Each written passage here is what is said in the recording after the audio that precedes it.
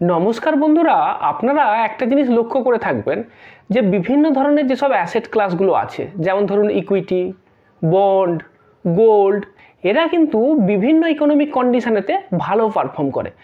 এবার মনে করুন যদি ইকোনমিক কন্ডিশন খুব ভালো হয়, যদি এটা ফোরকাস্ট হয় যে ভালো গ্রোথ আসতে চলেছে ইকোনমিতে, তাহলে দেখবেন যে ইকুইটি অ্যাসেট যেটা সেটা ভালো পারফর্ম করছে। আবার যখন ইন্টারেস্ট রেট কম হবে তখন দেখবেন যে বন্ড ইনস্ট্রুমেন্টগুলো কিন্তু খুব ভালো পারফর্ম করছে। আবার যদি এরকম হয় যে ইকোনমিক কন্ডিশন একটু টার্বুলেন্ট আছে, গ্রোথ কম, ইনফ্লেশন বেশি, জিওপলিটিক্যাল টেনশন আছে, তাহলে দেখবেন সেক্ষেত্রে কিন্তু গোল্ড ভালো পারফর্ম করেছে। এবার আমরা যদি কিছু রিসেন্ট এক্সাম্পলও দেখি তাহলে কিন্তু এটা দেখতে পাবেন।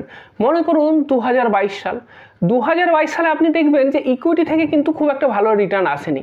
ইকুইটি থেকে মাত্র 4.44% এসেছে, কিন্তু গোল্ড এখানেতে আপনার 11.9% রিটার্ন দিয়েছে। আবার যদি আপনি 2021 সাল দেখেন তাহলে দেখতে পাবেন যে 2021 সাল কিন্তু গোল্ডের জন্য খুবই খারাপ ছিল। গোল্ডেতে নেগেটিভ রিটার্ন এসেছে, -3.3%। আবার যদি 2021 সালে আপনি ইকুইটির পারফরমেন্স দেখেন, ইকুইটির পারফরমেন্স কিন্তু খুব ভালো ছিল। ইকুইটি এই সময়তে 22% রিটার্ন দিয়েছিল। সুতরাং আপনার কাছে পরিষ্কার হয়ে গেল যে সমস্ত অ্যাসেট ক্লাসেরই একটা টাইম থাকে, একটা টাইম সাইকেল থাকে। সেই টাইম সাইকেলেতে সেই অ্যাসেট ক্লাসটা ভালো রিটার্ন দেয়। এইবার যখন আমরা ইনভেস্ট করব তখন কিন্তু আমাদেরকে পোর্টফোলিও এইভাবেই তৈরি করতে হবে যে আমাদের কিন্তু ডিফারেন্ট অ্যাসেট ক্লাসেতে আমাদেরকে ইনভেস্ট করতে হবে। এইবার মনে করুন যে বর্তমান সময়ে যদি আপনি ইনভেস্ট করতে চান তাহলে আপনার মনে প্রশ্ন আসবে যে তাহলে আমি কোথায় ইনভেস্ট করব? ইকুইটিতে করব কি? কারণ ইকুইটি তো অলরেডি অনেকটাই আপ আছে, গোল্ডের প্রাইসও যথেষ্ট বেশি আছে। আবার এদিকে ইন্টারেস্ট রেট যদি কম হয় তাহলে বন্ড থেকে ভালো রিটার্নের আশা আছে। তাহলে কোথায় আমি ইনভেস্ট করব আর কীভাবেই বা পোর্টফোলিওটা তৈরি করব? তো যদি আপনার মনে এই প্রশ্নগুলো থাকে বা যদি আপনি নিজে থেকে এই পোর্টফোলিওটা তৈরি করতে না পারেন, তাহলে সেক্ষেত্রে আপনার জন্য একটা ভালো অপশান হতে পারে মাল্টি অ্যাসেট মিউচুয়াল ফান্ড। এবার নাম শুনেই বুঝতে পারছেন যে মাল্টিপল অ্যাসেটেতে এখানে ইনভেস্ট হয়। মাল্টি অ্যাসেট মিউচুয়াল ফান্ডেতে আপনাকে মিনিমাম 3টে অ্যাসেটেতে ইনভেস্ট করতেই হবে। এইবার এই অ্যাসেটগুলো কী কী? একটা তো আছে আপনার ইকুইটি, একটা হলো বন্ড, এরপরে আছে বিভিন্ন ধরনের কমোডিটি যেমন ধরুন সিলভার বা গোল্ড। কিন্তু এখানে একটা কন্ডিশন থাকছে যে যে অ্যাসেটে আপনি ইনভেস্ট করবেন মিনিমাম 10% কিন্তু আপনার সেই অ্যাসেটতে ইনভেস্ট করতে হবে। মনে করুন আপনি একটা মাল্টি অ্যাসেট মিউচুয়াল ফান্ড তৈরি করলেন যেখানে আপনার গোল্ড থাকছে, ইকুইটি থাকছে এবং বন্ড থাকছে, তাহলে কিন্তু মিনিমাম 10% করে এই 3টে অ্যাসেটেরই কিন্তু আপনাকে ইনভেস্ট করতে হবে। এইবার প্রশ্ন হলো যে এই মাল্টি অ্যাসেট মিউচুয়াল ফান্ড যেটা, এখানে ইনভেস্ট করার অ্যাডভান্টেজগুলো কী আছে, এখানে কেন ইনভেস্ট করব? তো প্রথম যেটা সেটা হলো ডাইভার্সিফিকেশান, যেটা আপনাকে আমি অনেক আগেই বলেছি যে যখনই আমরা ইনভেস্ট করব আমাদের কিন্তু ডাইভার্সিফিকেশান করতে হবে। এবার মাল্টি অ্যাসেট মিউচুয়াল ফান্ডে কী হচ্ছে, এখানে দেখুন বিভিন্ন ধরনের অ্যাসেট ক্লাসেতে ইনভেস্ট হচ্ছে। আপনি ইকুইটিতে ইনভেস্ট করছেন, এবার এই যে ইকুইটি কম্পোনেন্ট এইটা কিন্তু আপনাকে গ্রোথ দেবে। এরপরে আছে আপনার বন্ড, বন্ড একটা ফিক্সড রিটার্ন ইনস্ট্রুমেন্ট, তো এখান থেকে আপনার রেগুলার একটা স্টেডি রিটার্ন পাওয়া যাবে। আবার এর সাথে গোল্ডেতেও ইনভেস্ট হচ্ছে বা সিলভারেতেও ইনভেস্ট হচ্ছে। এই যে কমোডিটিগুলো, গোল্ড বলুন বা সিলভার বলুন, এগুলোর ক্ষেত্রে কী হয়, যখন আপনার মার্কেট কিছুটা টালমাটাল থাকে, যখন ইকোনমিক আনসার্টেনটি থাকে, তখন কিন্তু গোল্ড থেকে বা সিলভার থেকে ভালো রিটার্ন পাওয়া যায়। তো সেই কারণের জন্য যখন আপনি এই 3টে মিলিয়ে একটা ক্যাটাগরি তৈরি করছেন তখন কিন্তু এই সমস্ত যে অ্যাসেট ক্লাসগুলো আছে এর অ্যাডভান্টেজটা পাওয়া যাচ্ছে, একটা ডাইভার্সিফিকেশান হচ্ছে। 2 নম্বর যেটা সেটা হলো যে আপনার ভোলাটিলিটি যেটা সেটাকে রিডিউস করছে। মনে করুন স্রেফ আপনি ইকুইটি মিউচুয়াল ফান্ডে ইনভেস্ট করলেন, এবার আপনাকে আমি আগেই বলেছি যে প্রতিটা অ্যাসেট ক্লাসেরই একটা নির্দিষ্ট সময় থাকে, একটা সাইকেল থাকে, সেই সাইকেলেতে ভালো রিটার্ন দেয়। এইবার মনে করুন আপনি যেই সময়তে ইকুইটিতে ইনভেস্ট করলেন সেই সময় ইকুইটির জন্য খারাপ এবং কয়েক বছর লেগে যেতে পারে যে আপনার সেই ইকুইটিটাকে আবার আগের অবস্থায় ফিরে আসতে। তো সেই অবস্থায় যদি আপনি পিওর ইকুইটিতে ইনভেস্ট করেন আপনার কয়েক বছর আপনার পোর্টফোলিও ডাউন থাকতে পারে। তো সেই কারণের জন্যই ভোলাটাইল হয়ে যেতে পারে যদি আপনি একটা মাত্র অ্যাসেটেতে ইনভেস্ট করেন। কিন্তু যখন আপনি মাল্টিপল অ্যাসেট মিলিয়ে একটা ফান্ড তৈরি করছেন তখন আপনার কি হচ্ছে যে এই ভোলাটিলিটিটা কম হবে, কারণ যেহেতু আপনার মাল্টিপল অ্যাসেটেতে ইনভেস্টমেন্ট থাকছে তো কোনো একটা অ্যাসেট ক্লাস খারাপ পারফর্ম করলেও আপনার অ্যাভারেজ যে রিটার্ন সেটা কিন্তু একটা স্টেডি রিটার্ন থাকবে। আর একটা অ্যাডভান্টেজ যেটা সেটা খুব ইম্পর্টেন্ট, সেটা হলো পোর্টফোলিওর রিব্যালেন্সিং। এইবার যখন আপনি এই মাল্টি অ্যাসেট মিউচুয়াল ফান্ডে ইনভেস্ট করছেন এর পোর্টফোলিওটা কিন্তু ডিনামিক্যালি রিব্যালেন্সিং হয়, অর্থাৎ যখন যেই সময়তে যেই অ্যাসেট ক্লাসটা সস্তা বা চিপ মনে হবে তখন সেই অ্যাসেট ক্লাসটাতেই বেশি বেশি ইনভেস্ট হবে। মনে করুন এই সময়তে ইকুইটি হায়ার ভ্যালুয়েশনে আছে, তখন এই মাল্টি অ্যাসেট ফান্ড কী করে যে এর ইকুইটি যে কম্পোনেন্ট সেটাকে কম করে দেয়, ইকুইটি এক্সপোজারটা কম করে দেয়। সেক্ষেত্রে তারা গোল্ড বা আপনার বন্ডেতে বেশি বেশি করে ইনভেস্ট করে। আবার যখন এরকম হবে যে আপনি দেখতে পাচ্ছেন যে ইকুইটির ভ্যালুয়েশনটা অ্যাট্রাকটিভ লাগছে, এই মুহূর্তে মনে হচ্ছে যে ইকুইটিতে ইনভেস্ট করলে ভালো হবে, তখন তারা কি করে এই যে বন্ড বা গোল্ডের যে এদের যে কম্পোনেন্টটা আছে এই অংশতে যে এক্সপোজারটা আছে সেটাকে কম করে তখন আবার এরা ইকুইটিতে ইনভেস্ট করে দেয়। তো সেই কারণের জন্য এরা পোর্টফোলিওটাকে কিন্তু রিব্যালেন্সিং করে। এবং এটাও দেখা যায় যে একটা অ্যাসেট ক্লাসেতে আপনার মিনিমাম 10% এবং ম্যাক্সিমাম 80% পর্যন্ত অ্যালোকেশন হতে পারে। এবার প্রশ্ন হলো যে এই মাল্টি অ্যাসেট মিউচুয়াল ফান্ডে কারা ইনভেস্ট করবে? প্রথম যাদের লো রিস্ক অ্যাপাটাইট আছে, অর্থাৎ যারা খুব কম ঝুঁকি নিতে চায়, কিংবা মনে করুন আপনি প্রথম এই জাস্ট মিউচুয়াল ফান্ডেতে ইনভেস্ট করা শুরু করেছেন, আপনি এখনও অভ্যস্ত নন যে আপনার পোর্টফোলিও ডাউন হতে দেখতে, তো তখন আপনি এই অ্যাসেটে ইনভেস্ট করতে পারেন। কারণ হয়তো আপনি ইকুইটিতে ইনভেস্ট করলেন এবং মার্কেট ডাউন হয়ে গেল এবং আপনার পোর্টফোলিও অনেকটাই কমে গেল, তখন আপনি টেনসড হয়ে যেতে পারেন বা ভয় পেয়ে গিয়ে আর দ্বিতীয়বার কখনো ইকুইটি মার্কেটেতে আসবেনই না।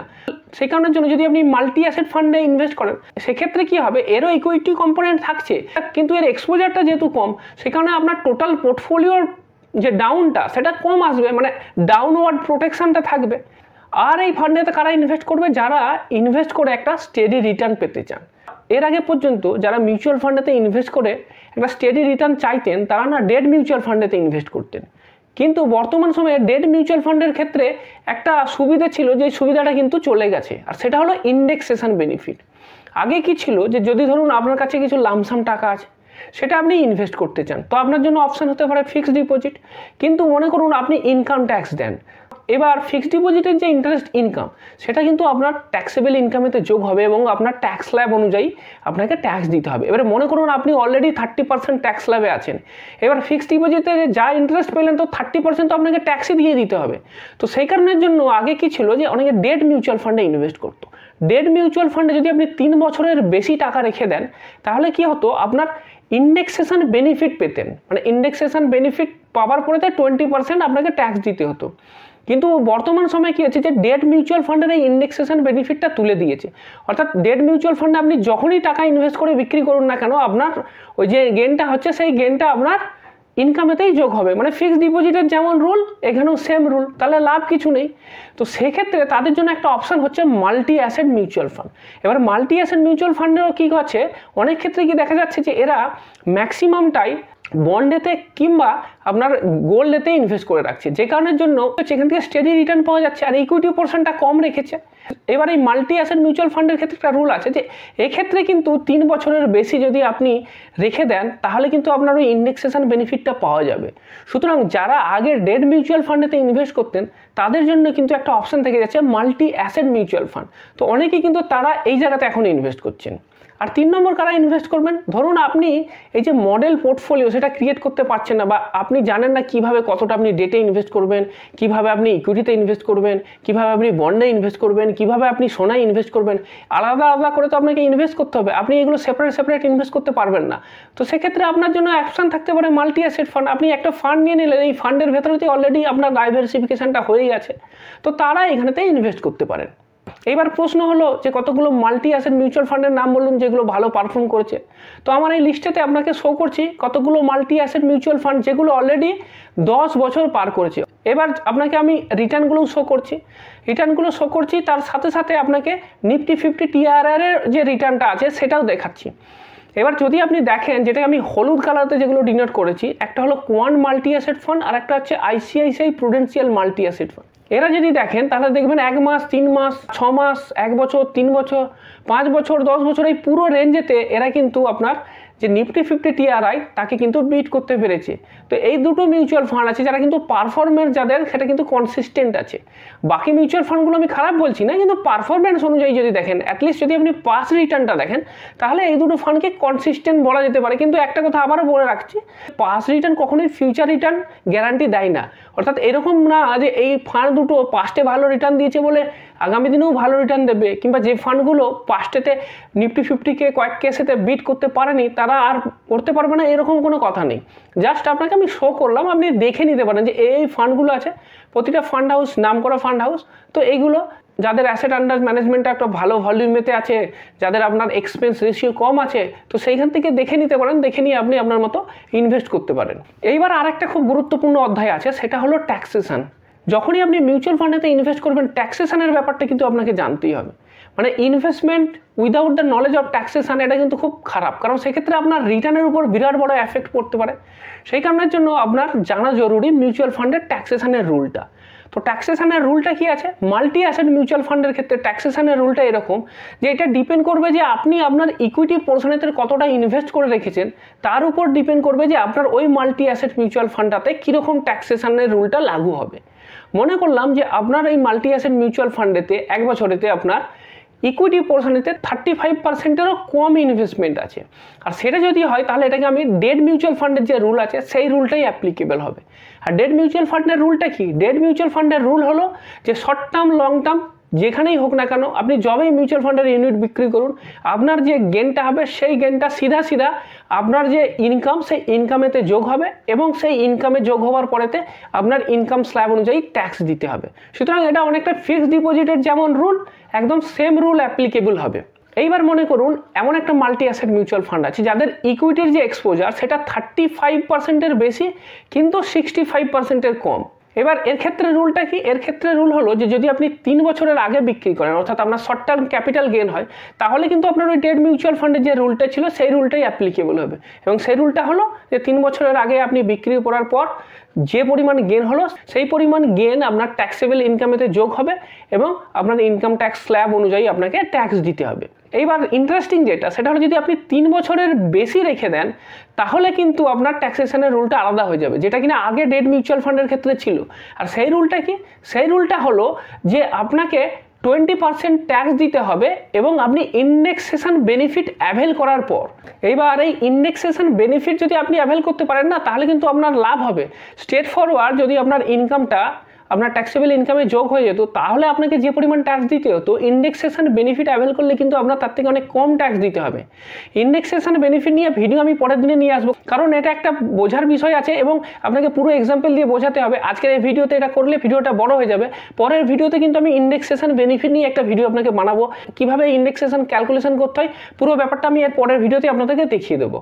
এরপরে 3 নম্বর যে কন্ডিশনটা থাকছে সেটা কি? যদি আপনার ইকুইটি এক্সপোজার 65%-এর বেশি হয়, তাহলে সেক্ষেত্রে কীভাবে ট্যাক্সেশন হবে? সেক্ষেত্রে ট্যাক্সেশনের রুলটা খুব সহজ। নর্মাল ইকুইটি মিউচুয়াল ফান্ডের যে ট্যাক্সেশন রুল আছে সেই রুলটাই অ্যাপ্লিকেবল হবে।